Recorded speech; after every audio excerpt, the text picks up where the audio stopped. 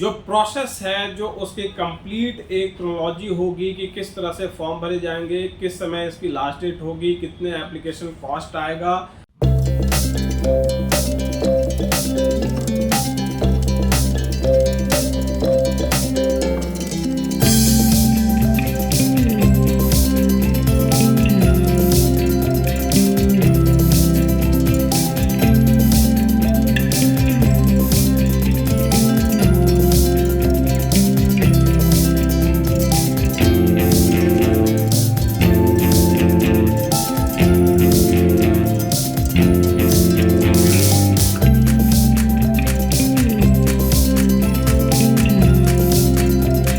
Hello and welcome to my career Pathshala friends. आज के इस वीडियो में मैं नेपाल सीरीज पे नेक्स्ट जो अब बताने जा रहा हूँ वो है गवर्नमेंट कॉलेजेस ऑफ नेपाल में एडमिशन कैसे होता है।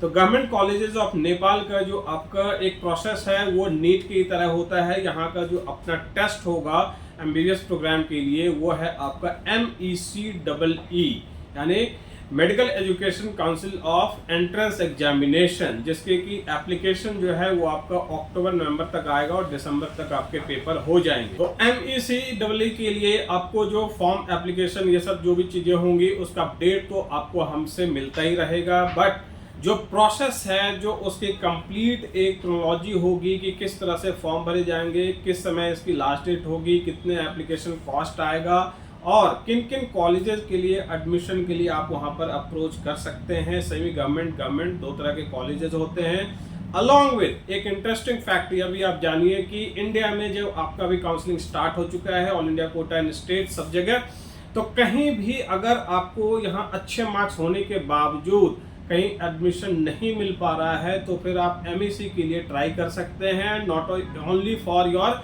Government college but also for the private colleges too. तो वहाँ के काउंसलिंग में आपको पार्टिसिपेट करना होता है और वहाँ से फिर आपको कॉलेजेस अलॉट की जाती है।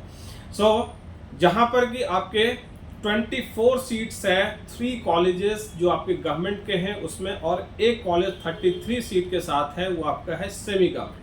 तो बाकी के जितने भी प्राइवेट कॉलेजेस हैं उनमें भी MEC के आधार पे एडमिशन मिल सकता है। वो कब?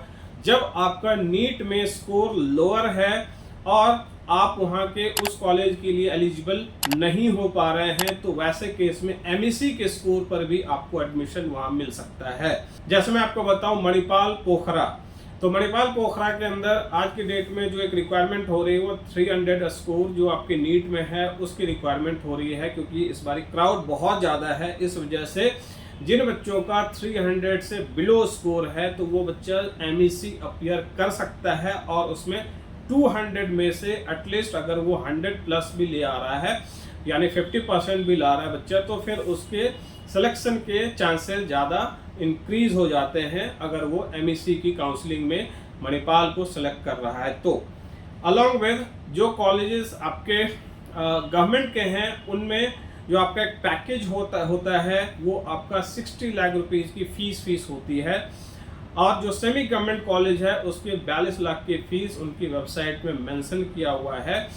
अलॉन्ग विद जो आपका एक्स्ट्रा खर्च आ सकता है वो हॉस्टल रहने खाने के, वो एक्स्ट्रा खर्च इसमें इंक्लूडेड नहीं है, वो आपको खुद से पॉकेट से देना पड़ेगा अगले 5 सालों के लिए।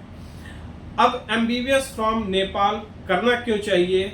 ये इसलिए क्योंकि जितने भी यहाँ पर गवर्नमेंट कॉलेजेस हैं इनकी सबसे जो टॉप टू बॉटम में बात करूँ कि इनकी जो सबसे अच्छी खासियत है वो है कि यहाँ के बच्चे मैक्सिमम टू मैक्सिमम 70% से ज़्यादा स्टूडेंट USMLE क्रैक कर रहे हैं, वो भी फर्स्ट अटेम्प्ट में।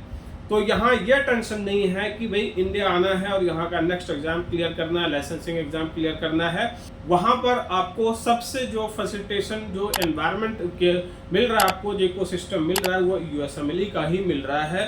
Therefore students must be promoted to opt for or consider government colleges of Nepal rather spending the heavy amount here in the deemed university or in the private colleges of India। तो एक बहुत ही अच्छा option है friends, और आपके लिए opportunity miss ना हो इसलिए हमें आप दिए गए नंबर्स पे फ़ोन करिए सो दैट कि आप टोटल डिस्कशन हमसे कर सकें, फॉर्मेट को समझ सकें और उसकी प्रिपरेशन में भी हम आपको मदद कर रहे हैं। इसलिए इन सारी चीज़ों पे एक जो कंप्लीट आपको डिस्क्रिप्शन देना है उसके लिए आप हमें फ़ोन जरूर से जरूर करिए। तो thank you so much for watching. तो नेक्स्ट वीडियो में मैं फिर से आऊँगा और नेपाल सीरीज़ के ऊपर बहुत सारी इंपॉर्टेंट इन्फॉर्मेशन के ऊपर डिस्कस करता रहूँगा। तो thank you so much for watching.